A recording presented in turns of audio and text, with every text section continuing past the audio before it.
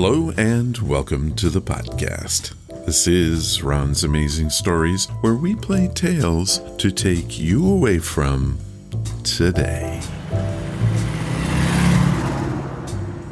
Today's show features a crazy pig that can read your mind and much, much more. What a crazy world. I couldn't agree more. Ron, what about the listeners? Did they send any in? Yes, thank you for asking. We have 3. A time-traveling wood carving, a forest ranger's story, and a strange encounter at Big Bear Rock. Jolly good fun. Jolly good. It is, isn't it? And of course, what show would be complete without a 5-minute mystery?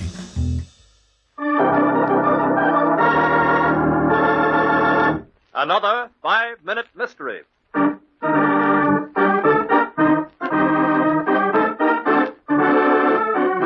This 5-minute mystery is being brought to you by The Best Laid Plans. Are they truly only put out by mice and men? And do they always go awry? According to Robert Burns and the poem, To a Mouse, it always does. Now, for our story. I tell you, Janice, it's got to be slick. No, it won't work, Roger. It's too uncertain. But there's nothing to go wrong. Now listen. Those custom boys are used to naive, stupid smuggling.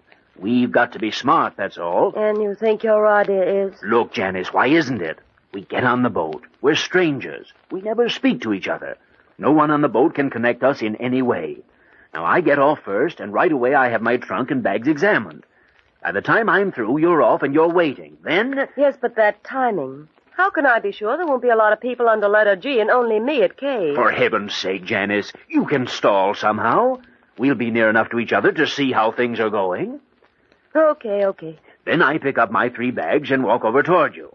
I'm clumsy and I don't see where I'm going. I bump into you, and as I do, you drop my wallet. I pick it up. With your hands full of bags, I suppose. Well, maybe you pick it up. We don't have to rehearse a scene like that.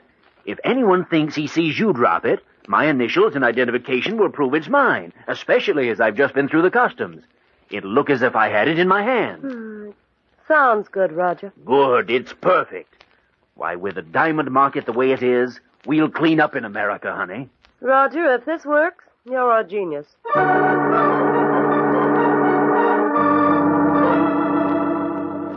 That all you want to declare, Mr. Griswold? That's all. You're clear then, Mr. Griswold.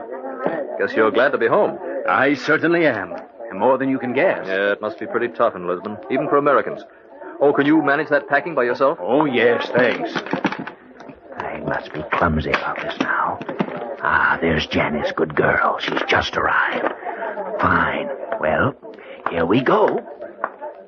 Oh! I beg your pardon. Well, why don't you look where you're going? Oh, just a minute. I think you dropped this wallet. What? Oh, yes. I guess I did. Oh, thanks very much. Wait a minute there. He didn't drop that, miss. You did. Oh, no, you're mistaken. That isn't my wallet. Well, indeed it isn't. I saw you drop it, miss. Say, what's going on here? Oh, nothing's going on. This gentleman ran into me and dropped his wallet, and I picked it up, and that's all. How do you know it's his wallet? Because his initials are on it. Oh, they are they? What are your names? Janice Kite. I'm Roger Griswold, but I don't Well, see... Janice Kite and Roger Griswold, you're both under arrest for smuggling. How did the customs official discover their trick? In just a minute, we'll hear. First, a word from our sponsor.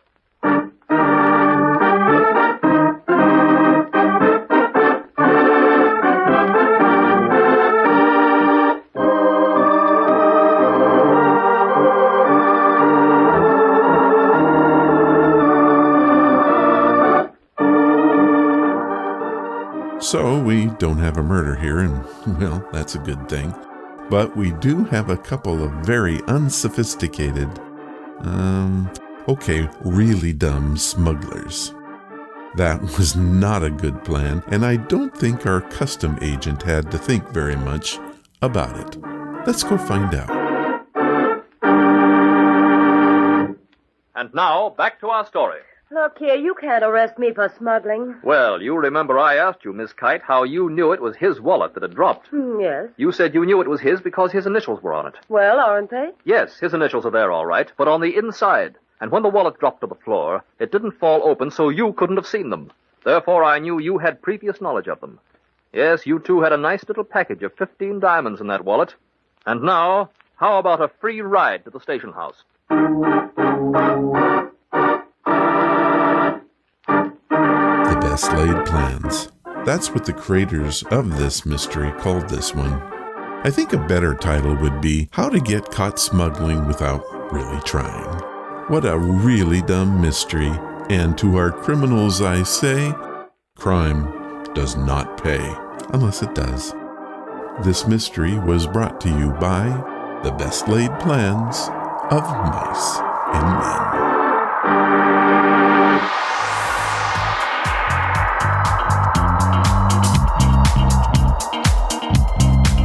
What's that you said? Ronald Turner sent in this email from Augusta, Georgia. He writes, Hello, Ron. I found you on the radio while I was visiting Disney World in Orlando. I was surprised and amazed by the show. I've not heard a podcast quite like it. I wrote down the name so that I could continue to listen when I returned home. However, when I got back, it wasn't on any of my local stations. What do I do? Ronald. Well, Ronald, thank you for your email. I love hearing stories that people found us on the radio. Unfortunately, the only city that we are in Georgia is Macon. I think that is well over 100 miles away from Augusta. But all is not lost. All you have to do is stream the show from any computer device using Apple Podcast, TuneIn Radio, Stitcher Radio, iHeartRadio, Pandora, Spotify, and so many other podcasting sites. I hate to list them all here. If none of that works for you, you can always go to ronsamazingstories.com and download or stream the show there. You can head directly to the radio station at amfm247.com and listen to the podcast at 10 p.m. Thursdays or 11 p.m. Sundays, Eastern Time. I hope that helps you, and I do appreciate you finding us on the radio. I wanted to take a minute and talk about needing your help. A podcast's greatest ally is its listeners, and I need you to get the word out about the show. You can do that in many ways. First, tell anyone that you think might enjoy the show about it. You'd be surprised how many listeners we have gotten by word of mouth. The next thing you can do is leave reviews about the show wherever you listen. People actually read those things and make their podcast choices based on them. Finally, please hit the subscribe or follow button. That moves the show up the ranks so more people see us. For example, we are currently ranked 237th on Apple Podcasts Great Britain Fiction, which for the record is down 22 from last week. You can help us get it moving back the other way by subscribing to the show. Thank you for everything you do to keep Ron's Amazing Stories going strong. Lastly, Alton Chung will be joining us for a special ghost story and storytelling show on April 16th. I'm still looking for your scary stories to fill that show. I've picked out 2 so far, and I need at least 4.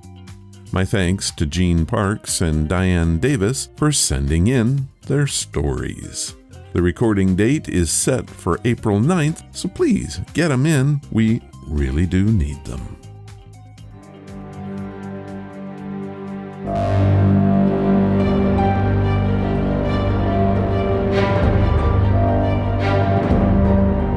Johnny, is this true? As you know by now, I like to surf the internet to find the strange and unusual. I do this in the name of the podcast, but the truth is, I would do it anyway, even if there was no podcast. What you're about to hear is... Johnny, is this true? I will tell you a story and then ask the question, did I make it up or is it true? Your job is to decide. Let's get started.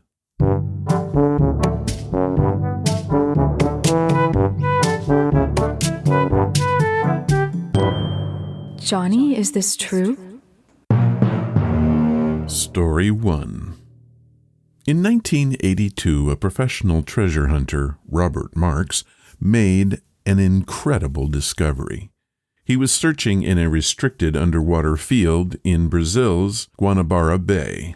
He came across some unusual foreign matter. When he began to dig, he unearthed the remains of approximately 200 Roman ceramic jars. Knowing a bit about history, he knew right then and there that this was an incredible find. However, when he made his report to the Brazilian government, they closed the bay and didn't allow any further investigations in an effort to deter looters, so it said. Now, is this a true story? And if so, what is the rest of the story? This is a true one, but I think you knew that. It's not unusual to find junk in Brazil's Guanabara Bay, but what Robert Marks unearthed in 1982 was. According to Marks, the jars appeared to be twin-handled amphora that were used to transport goods such as grains and wine in the 3rd century. But how did they get there? The first Europeans didn't supposedly reach Brazil until 1500s. The Romans, who traded primarily in Mediterranean port cities and the Middle East, had little incentive to invest in ships that could cross oceans. However, they did sail as far as India. Perhaps some untrained navigator lost his way in a storm, or maybe some mutineers steered the ship westward. We may never know, nor are we likely to uncover any more evidence. Brazil closed the Bay of Jars to further research in 1983. Marks claims the government didn't want the area explored. Why? Because finding Roman-era artifacts there would mean that, contrary to Brazil's official history, the Portuguese were not the first Europeans to reach their country. How about that? Story 2. This next story from 2018 comes from an area in Texas known as the Missing Persons Triangle. Not quite as large or as famous as the Bermuda Triangle, but just as mysterious. It's located from the east of San Antonio to Seguin and then to Floresville, Texas. Enter this area only to become another of the missing. However, one case has a happy ending. Margaret Weiss from Seguin was heading to be with her sister in Floresville and was not heard from again. 2 years later, she showed up at her sister's door and acted like no time had passed for her. Under regression therapy, it was discovered that she had been abducted and held for 2 years by an alien community living in the area. Why was she released? And what is the rest of the story? Is this one true? Well, the rest of the story is that I totally faked this. There is not a bit of truth in it, unless you count the fact that those 3 cities really do form a triangle, and I didn't really even check that out too thoroughly. Sometimes fiction is better than fact. It sounded like it could be a good story. Story 3. In 1957, 2 English sisters, Joanna Pollock, 11, and Jacqueline Pollock, 6, died in a tragic car accident. 1 year later, their mother gave birth to twins, Jillian and Jennifer. When the twins were old enough to talk, they began identifying and requesting toys that had belonged to their sisters. They would point out landmarks that only their sisters would have known, such as the school they attended and so forth. Sometimes they would panic upon seeing cars idling. They would scream, "That car's gonna get us!" Now, How could this be true? Did I make this up, or is there more here than meets the eye? Much more. And this is a documented case. Today, 24% of Americans believe in reincarnation. Although scientists tend to dismiss the possibility, every once in a while an unsolved mystery comes around that is so compelling and otherwise unexplainable that it gives even scientists pause. That's what we have in the story of the Pollock sisters. After the twins turned 5, their odd behavior became less frequent, and the girls went on to lead normal lives. Still, the story of the Pollock sisters made its way to Dr. Ian Stevenson, a psychologist who has studied reincarnation.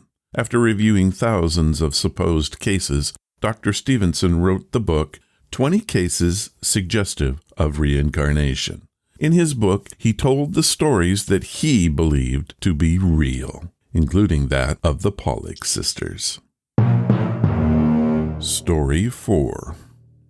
Our last story happened in November of 1857, right here in my backyard of the Port of Vancouver. Trappers reported a large ship on the Columbia River that sailed into the bay under its own power.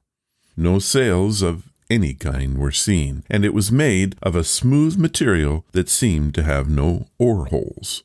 However, somehow this ship was moving. It dropped its anchor and spent 3 days in the bay. The trappers observed men running around the deck and on the sides making repairs to damaged portions of the hull. Any attempts to make contact with the ship was met with gunfire and shouts of warning. No one was injured, and in the end, the people of the port and community left the ship alone. After 3 days, it left the port and was never seen again. Is this a documented case or something from a demented mind? Well, it is actually somewhat documented in a fiction story I wrote several years ago. I called it The Time Ship, and I never really finished it. But maybe someday I will. In the first chapter, the USS Riddle is caught in a storm that nearly sunk her. The gunboat was forced to take safe harbor to make repairs, only to find themselves out of time. Now, there are some problems with my story that you may have noticed, especially if you're from the Vancouver area. The Port of Vancouver has no bay, and it wasn't opened until 1912. Now, did I fool you? That's it for this edition of Johnny Is It True? 2 of these stories came from the Reader's Digest website. The other 2, well, they were figments of my imagination. I hope you enjoyed. Johnny, is this true?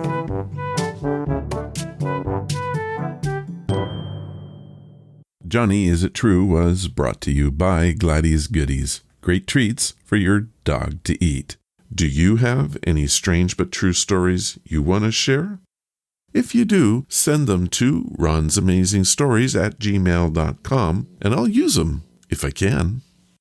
A few weeks ago, I received a package from Gladys Goodies with treats for my kitty. He absolutely loved them, and I'm not just making that up.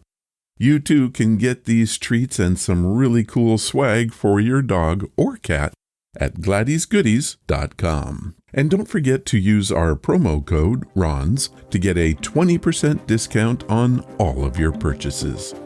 Now that website again is GladysGoodies.com. Thank you, Gladys. These are your stories, sent by you, for you.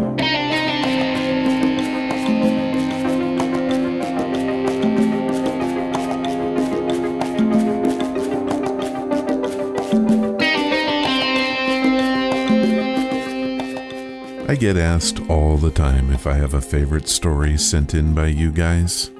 My answer is yes, hundreds of them. Each story is special, but there are a few that, well, I remember. Here is one that came from episode 292, which aired in July of 2017. I received an email from Emma Mills, Jackson Township, New Jersey. She sent in this story in response to one sent in by our very own Tom Williams.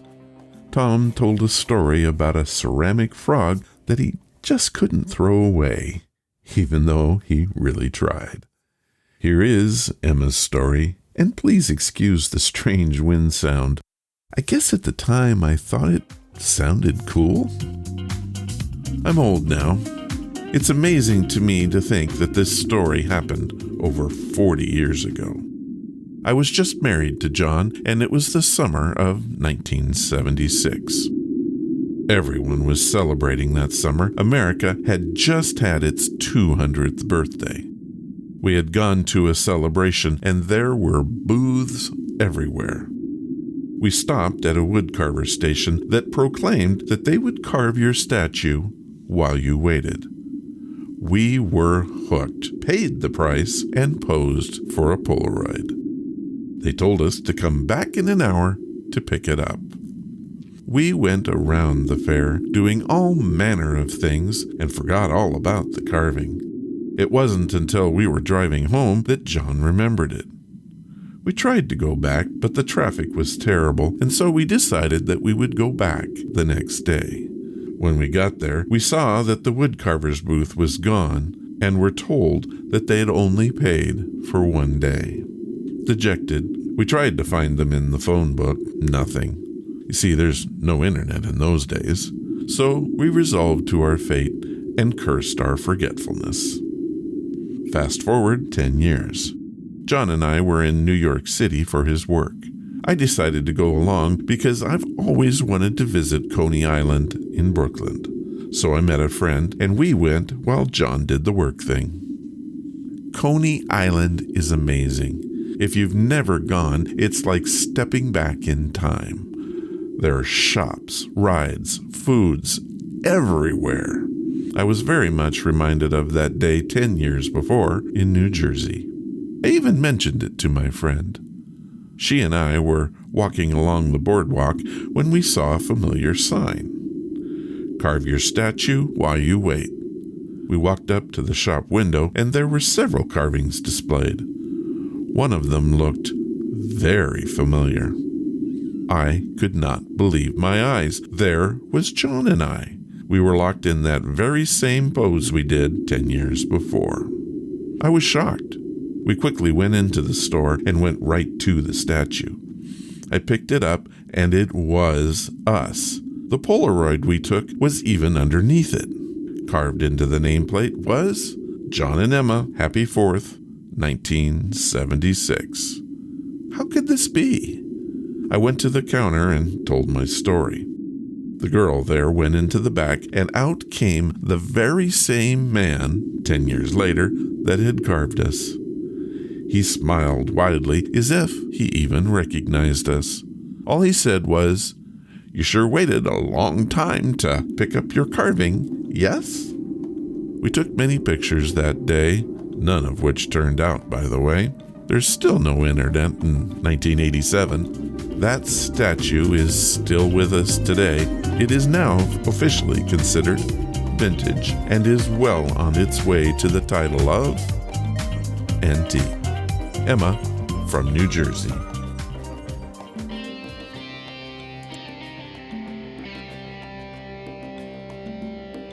This next story comes from Aaron in Carson City, Nevada. Aaron wants us to know that he has a twin sister who dreamed the same events that I'm about to relate. Also, with Aaron's permission, I have edited his story. I was a forest ranger who worked a fire watch tower in the Sierra Nevada mountains in the 70s and 80s. It's a lonely job with lots of downtime to think. Most believe that all of this is just a figment of my imagination, but I'm here to tell you it really happened. I was up late keeping watch. There had been a large number of lightning strikes over the last few days, and any one of these could lead to disaster, not only for the forest, but those who live and work in the park. I observed a streak of lightning heading towards the tower. However, it was ground-based and had no connection to the sky. Also, when it struck the ground, there was no sound at all. It was quite near the base of the tower, and it continued to glow. I was concerned for my safety, so I radioed my commander and told her I was leaving base to check it out. I hopped into my Jeep and drove to the site. I had to hike about a half a mile, and during the walk, I couldn't get over the feeling that I was being watched. I used my service band radio a couple times just to hear another human voice. My commander kept telling me that it was all just in my head. That was the last thing I heard from the radio, because as I arrived, it crackled and then was completely drained of all battery life.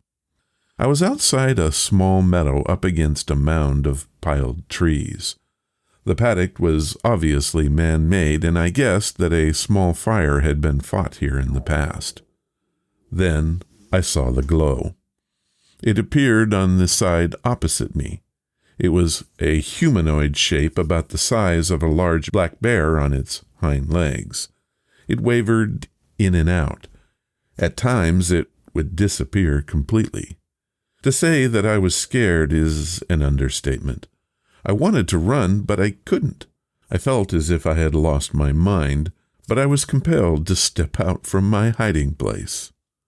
I said, "Hello?" An eerie tone filled the meadow. It was a low-pitched hum that wavered back and forth in a formalized rhythm.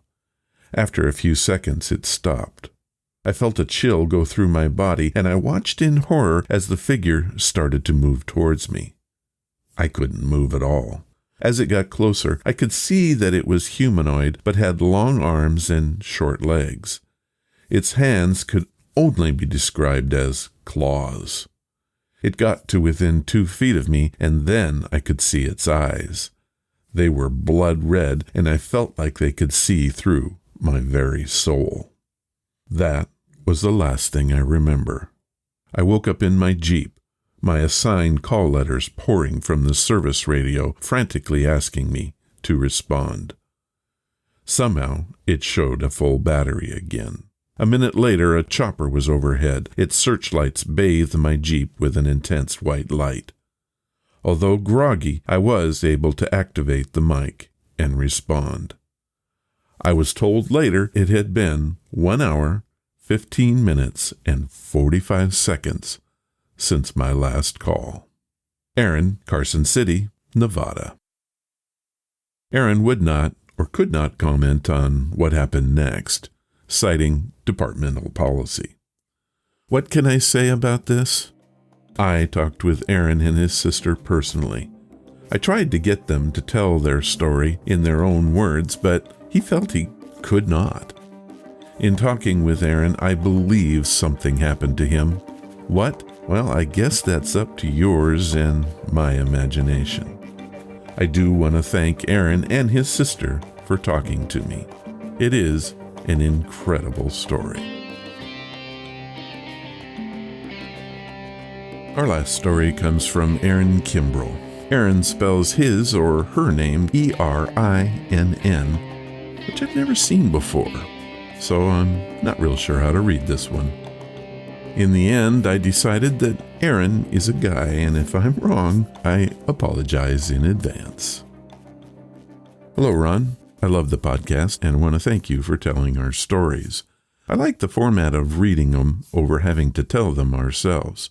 It makes for a better experience all around, and it doesn't hurt that you read them pretty good.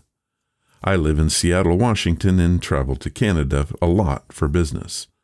While out there, I love to hike and climb any and every trail I can find. Here's what happened on one of those hikes. This was near Big Bear Rock. We had hiked in and planned to make our ascent the next morning.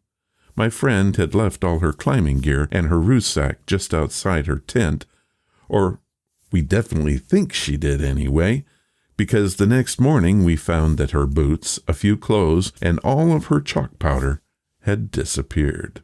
We figured that it could have been completely feasible that she misplaced it, although we were quite sure that they were next to her tent, and we really didn't want to believe that they were stolen.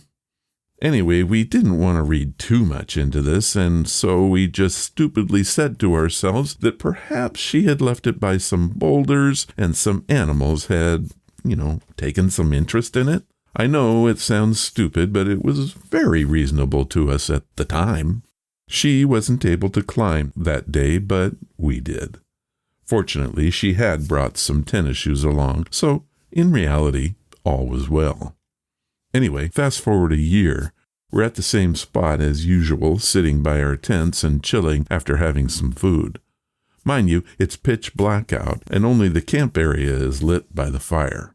So I go out somewhere a bit out of sight for a private moment, and what do I see?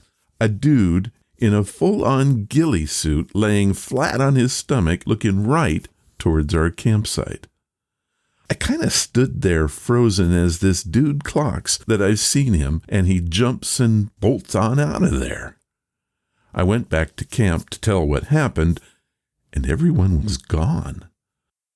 I freaked out, and my mind began to swirl through all of the possible scenarios, none of which ended well.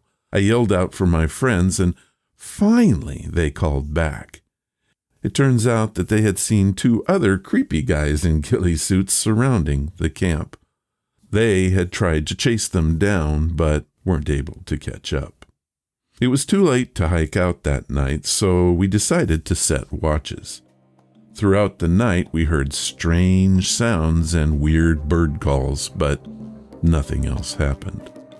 I don't know whether the event the prior year was related to the ghillie suit guys, but it definitely has stuck to all of us, and we haven't been back there since. Which, by the way, is a real shame. Aaron Kimbrell, Seattle, Washington.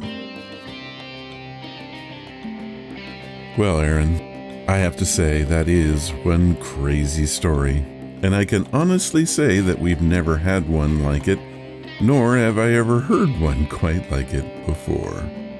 Thank you for sharing it with us, but I do have to ask one question. Where is Big Bear Rock? I've heard of Big Bear Lake in California, but not Big Bear Rock. Thanks again, Aaron.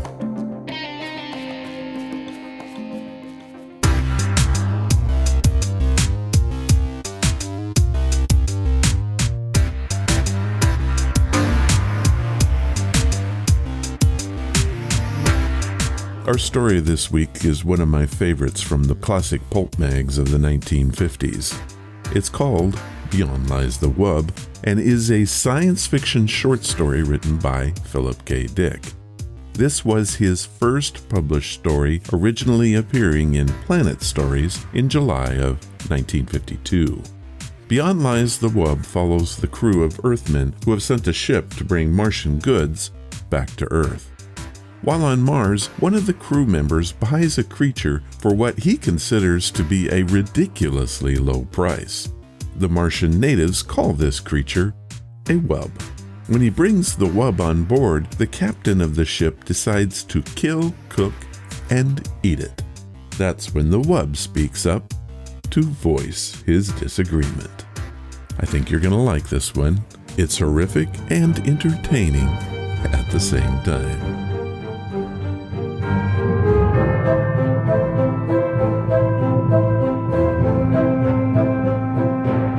The slovenly wub might have said, "Many men talk like philosophers and live like fools."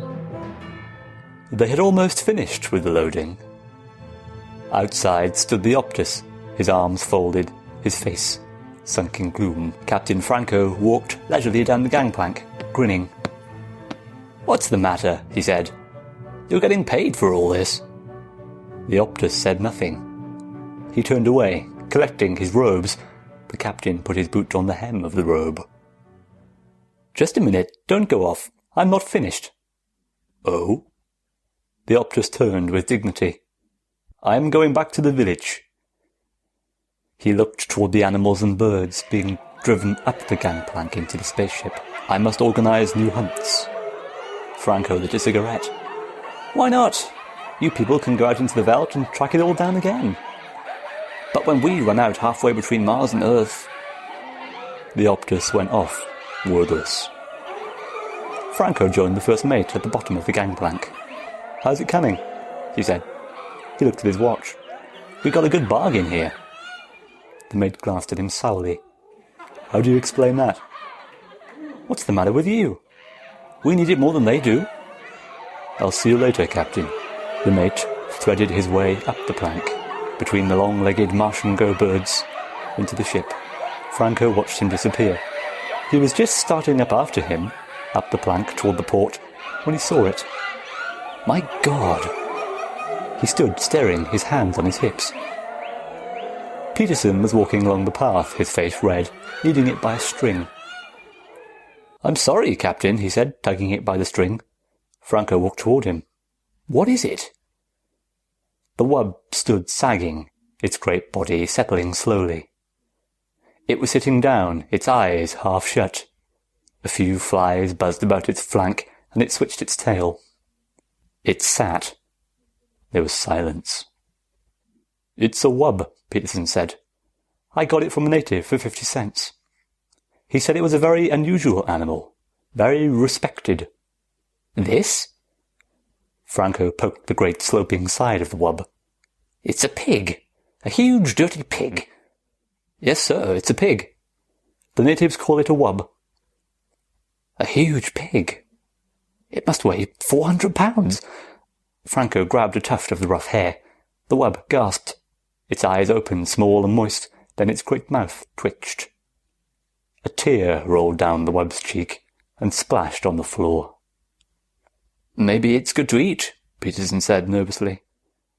"We'll soon find out," Franco said. The wub survived the takeoff, sound asleep in the hold of the ship. When they were out in space and everything was running smoothly, Captain Franco bade his men fetch the wub upstairs so that he might perceive what manner of beast it was. The wub grunted and wheezed, squeezing up the passageway. "Come on," Jones grated, pulling at the rope. The wub twisted, rubbing its skin off on the smooth chrome walls. It burst into the anteroom, tumbling down in a heap. The men leaped up. "Good Lord," French said. "What is it?" "Peterson says it's a wub," Jones says. "It belongs to him." He kicked at the wub. The wub stood up unsteadily, panting. "What's the matter with it?" French came over. "Is it going to be sick?" They watched. The wub rolled its eyes mournfully. It gazed around at the men. "I think it's thirsty," Peterson said. He went to get some water. French shook his head. "No wonder we had so much trouble taking off. I had to reset all my ballast calculations." Peterson came back with the water. The wub began to lap gratefully, splashing the men. Captain Franco appeared at the door. "Let's have a look at it." He advanced, squinting critically. "You got this for 50 cents?" "Yes, sir," Peterson said. "It eats almost anything. I fed it on grain, and it liked that, and then potatoes, and mash, and scraps from the table, and milk. It seems to enjoy eating. After it eats, it lies down and goes to sleep." "I see," Captain Franco said. "Now, as to its taste, that's the real question. I doubt if there's much point in fattening it up any more. It seems fat enough to me already. Where's the cook? I want him here. I want to find out—" The wub stopped lapping and looked up at the captain. "Really, Captain," the wub said, "I suggest we talk of other matters." The room was silent. "What was that?" Franco said. "Just now." "The wub, sir," Peterson said. "It spoke." They all looked at the wub. "What did it say? What did it say?" "It suggested we talk about other things." Franco walked toward the wub. He went all around it, examining it from every side. Then he came back over and stood with the men. "I wonder if there's a native inside of it," he said thoughtfully. "Maybe we should open it up and have a look." "Oh, goodness," the wub cried. "Is that all you people can think of? Killing and cutting?" Franco clenched his fists. "Come out of there. Whoever you are, come out." Nothing stirred. The men stood together, their faces blank, staring at the wub. The wub switched its tail. It belched suddenly. "I beg your pardon," the wub said.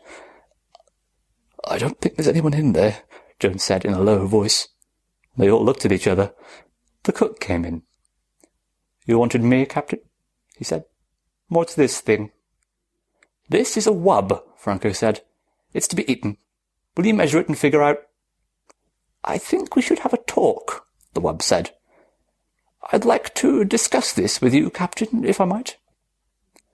I can see that you and I do not agree on some basic issues. The captain took a long time to answer. The wub waited good-naturedly, licking the water from its jowls. Come into my office, the captain said at last. He turned and walked out of the room. The wub rose and padded after him. The men watched it go out and heard it climbing the stairs. I wonder what the outcome will be, the cook said. Well, I'll be in the kitchen. Let me know as soon as you hear. Sure, Jones said. Sure. The wub eased itself down in the corner with a sigh. You must forgive me, it said. I'm afraid I'm addicted to various forms of relaxation. When one is as large as I... The captain nodded impatiently. He sat down at his desk and folded his hands. All right, he said. Let's get started. You're a wub, is that correct? The wub shrugged. I suppose so. That's what they call us, the natives. I mean, we have our own term. And you speak English? You've been in contact with Earthmen before? No. Then how do you do it? Speak English? Am I speaking English? I'm not conscious of speaking anything in particular. I examined your mind. My mind? I studied the contents, especially the semantic warehouse, as I refer to it. I see, the captain said. Telepathy, of course. We are a very old race, the wub said. Very old and very ponderous. It is difficult for us to move around. You can appreciate that anything so slow and heavy would be at the mercy of more agile forms of life. There was no use in our relying on physical defenses. How could we win? Too heavy to run, too soft to fight, too good-natured to hunt for game. How do you live? Plants, vegetables. We can eat almost anything. We're very Catholic. Tolerant, eclectic, Catholic. We live and let live. That's how we've gotten along. The wub eyed the captain. And that's why I so violently objected to this business about having me boiled.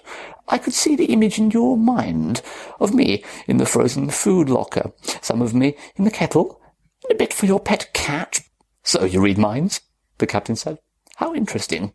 Anything else? I mean, what else can you do along those lines? A few odds and ends, the wub said, absently, staring around the room. A nice apartment you have here, Captain. You keep it quite neat. I respect life forms that are tidy. Some Martian birds are quite tidy. They throw things out of their nests and sweep them... Indeed, the captain nodded. But to get back to the problem. Quite so. You spoke of dining on me. The taste, I am told, is good. A little fatty, but tender. But how can any lasting contact be established between your people and mine if you resort to such barbaric attitudes? Eat me? Rather, you should discuss questions with me. Philosophy, the arts. The captain stood up. Philosophy. It might interest you to know that we'll be hard put to find something to eat for the next month. An unfortunate spoilage... I know, the wub nodded. But wouldn't it be more in accord with your principles of democracy if we all drew straws or something along that line? After all, democracy is to protect the minority from just such infringements. Now, if each of us casts one vote... The captain walked to the door. That's to you, he said. He opened the door. He opened his mouth. He stood, frozen, his mouth wide, his eyes staring, his fingers still on the knob. The wub watched him. Presently it padded out of the room, edging past the captain. It went down the hall, deep in meditation. The room was quiet. "So, you see," the wub said, "we have a common myth. Your mind contains many familiar myth symbols. Ishtar, Odysseus." Peterson sat silently, staring at the floor. He shifted in his chair. "Go on," he said. "Please, go on." "I find in your Odysseus a figure common to the mythology of most self-conscious races. As I interpret it, Odysseus wanders as an individual, aware of himself as such. This is the idea of separation from family and country, the process of individuation. But Odysseus returns to his home." Peterson looked out the port window at the stars, endless stars, burning intently in the empty universe. "Finally he goes home. As must all creatures. The moment of separation is a temporary period, a brief journey of the soul. It begins, it ends. The wanderer returns to land and race." The door opened. The wub stopped, turning its great head. Captain Franco came into the room, the men behind him. They hesitated at the door. "Are you all right?" French said. "Do you mean me?" Peterson said, surprised. "Why me?" Franco lowered his gun. "Come over here," he said to Peterson. "Get up and come here." There was silence. "Go ahead," the wub said. "It doesn't matter." Peterson stood up. "What for?" "It's an order." Peterson walked to the door. French caught his arm. "What's going on?" Peterson wrenched loose. "What's the matter with you?" Captain Franco moved toward the wub. The wub looked up from where it lay, in the corner, pressed against the wall. "It is interesting," the wub said, "that you are obsessed with the idea of eating me. I wonder why." "Get up," Franco said. "If you wish." The wub rose, grunting. "Be patient. It is difficult for me." It stood, gasping, its tongue lolling foolishly. "Shoot it now," French said. "For God's sake!" Peterson exclaimed. Jones turned to him quickly, his eyes grey with fear. "You didn't see him like a statue, standing there, his mouth open. If we hadn't come down, he'd still be there." "Who? The captain?" Peterson stared around. "But he's all right now?" They looked at the wub standing in the middle of the room, its great chest rising and falling. "Come on," Franco said. "Out of the way." The men pulled aside toward the door. "You are quite afraid, aren't you?" the wub said. "Have I done anything to you? I am against the idea of hurting. All I have done is try to protect myself. Can you expect me to rush eagerly to my death? I am a sensible being like yourselves. I was curious to see your ship, learn about you. I suggested to the native—" The gun jerked. "See?" Franco said. "I thought so." The wub settled down, panting. It put its paw out, pulling its tail around it. "It is very warm," the wub said. "I understand that we are close to the jets. Atomic power. You have done many wonderful things with it, technically. Apparently your scientific hierarchy is not equipped to solve moral, ethical—" Franco turned to the men crowding behind him, wide-eyed, silent. "I'll do it. You can watch." French nodded. "Try to hit the brain. It's no good for eating. Don't hit the chest. If the ribcage shatters, we'll have to pick bones out." "Listen," Peterson said, licking his lips. "Has it done anything? What harm has it done? I'm asking you. And anyhow, it's still mine. You have no right to shoot it. It doesn't belong to you." Franco raised his gun. "I'm going out," Jones said, his face white and sick. "I don't want to see it." "Me too," French said. The men straggled out, murmuring. Peterson lingered at the door. "It was talking to me about myths," he said. "It wouldn't hurt anyone." He went outside. Franco walked toward the wub. The wub looked up slowly. It swallowed. "A very foolish thing," it said. "I'm sorry that you want to do it. There was a parable that your Saviour related—" It stopped, staring at the gun. "Can you look me in the eye and do it?" the wub said. "Can you do that?" The captain gazed down. "I can look you in the eye," he said. "Back on the farm, we had hogs, dirty razorback hogs. I can do it." Staring down at the wub into the gleaming, moist eyes, he pressed the trigger. The taste was excellent. They sat glumly around the table, some of them hardly eating at all. The only one who seemed to be enjoying himself was Captain Franco. "More?" he said, looking around. "More? And some more wine, perhaps?" "Not me," French said. "I think I'll go back to the chart room." "Me, too." Jones stood up, pushing his chair back. "I'll see you later." The captain watched them go. Some of the others excused themselves. "What do you suppose the matter is?" the captain said. He turned to Peterson. Peterson sat staring down at his plate, at the potatoes, the green peas, and at the thick slab of tender, warm meat. He opened his mouth. No sound came. The captain put his hand on Peterson's shoulder. "It is only organic matter now," he said. "The life essence is gone." He ate, spooning up the gravy with some bread. "I myself love to eat. It is one of the greatest things that a living creature can enjoy. Eating, resting, meditation, discussing things." Peterson nodded. 2 more men got up and went out. The captain drank some water and sighed. "Well," he said, "I must say that this was a very enjoyable meal.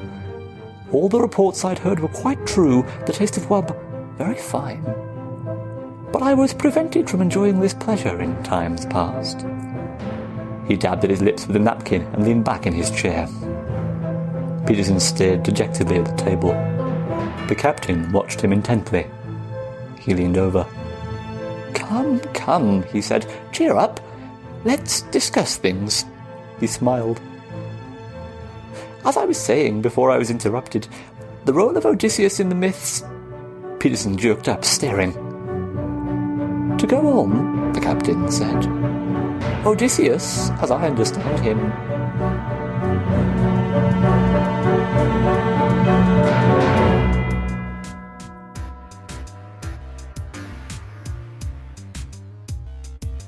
Well, what did you think?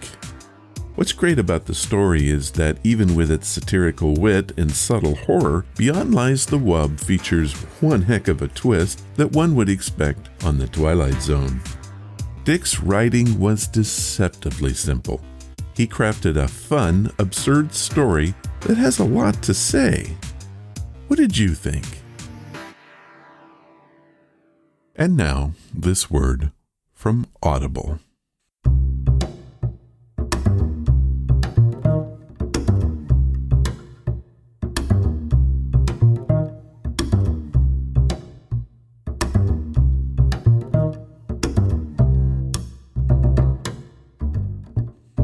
Today's podcast is being brought to you by Audible. Get a free audiobook and a 30-day free trial at audibletrial.com/Ron's Amazing Stories. They have over 180,000 titles to choose from for your iPhone, Android, computer, Kindle, whatever you have. You can listen to Audible on it. So what am I listening to right now? Another Audible original that at first glance sounds a bit silly. It's called A Grown-Up Guide to Dinosaurs, written by Ben Gerard.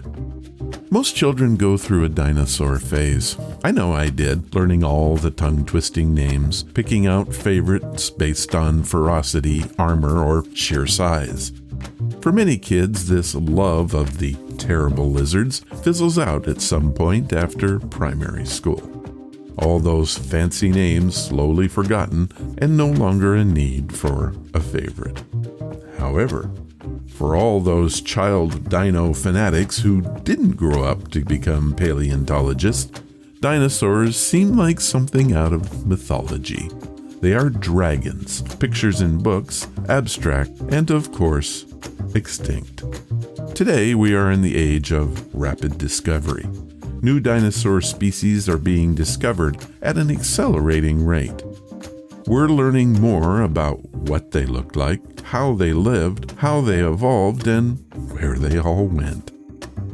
This book isn't just a bunch of dino facts. It tells you the story of the why and the how. Here's a brief sample from the book. Susie, our dinosaur expert, is asked if she wanted to be a princess or a scientist. Now, my grandpa, he felt very strongly that princess was not the right route. He said, what sort of scientist? And I didn't know when I was 7 that there were different types of scientists, but I did really like dinosaurs because I was 7. And so he said, well, why don't you be a dinosaur scientist? So I did. What's your favourite dinosaur? Oh, that's not hard. That's Stegosaurus. Oh, all right. Why? When I was little, I had a Stegosaurus money box and a blow-up Stegosaurus, and so I always liked them. And years later, Susie studied stegosaurs for her PhD. As you know, when something's the subject of your PhD, you either are going to love it at the end of your 3 or 4 years, or you're going to hate it. And happily for me, I still love it. Susie led me down to the bowels of the museum, into the famed basement stores, where thousands upon thousands of fossils are locked away in huge cabinets for scientific research. Have you been down here before, Ben? No. I can show you some cool stuff while you're here. Yes, please. Since you're here. Susie, I love this place. I really do. I feel like a kid still in this place, and there's this amazing store. There's just big chunks of stone and fossil everywhere. I mean, what's this one?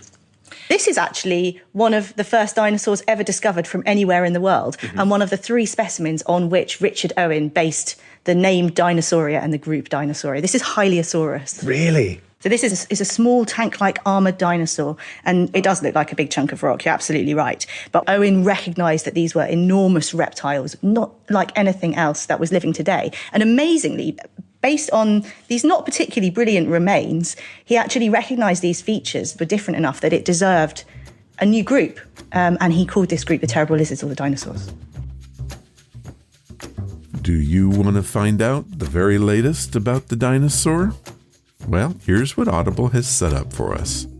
They are offering a free audiobook and 30 days to give you the opportunity to check out their service.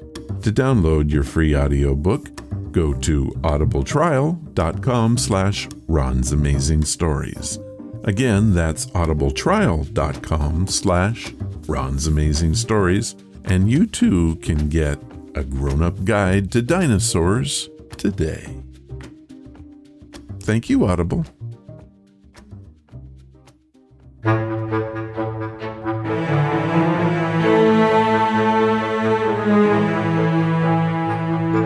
That was episode number 425, and I have to thank Ronald Turner, Emma Mills, Aaron with an A, and Aaron Kimbrell with an E for taking part in the show. It was good. If you want to follow the podcast or the blog, just head to ronsamazingstories.com. There you will find a link to fit every need. Don't forget that I'm looking for your ghost stories. There is a deadline on April 9th, so please get them in. Thank you for listening, and I hope you come again to find out what are Ron's Amazing Stories.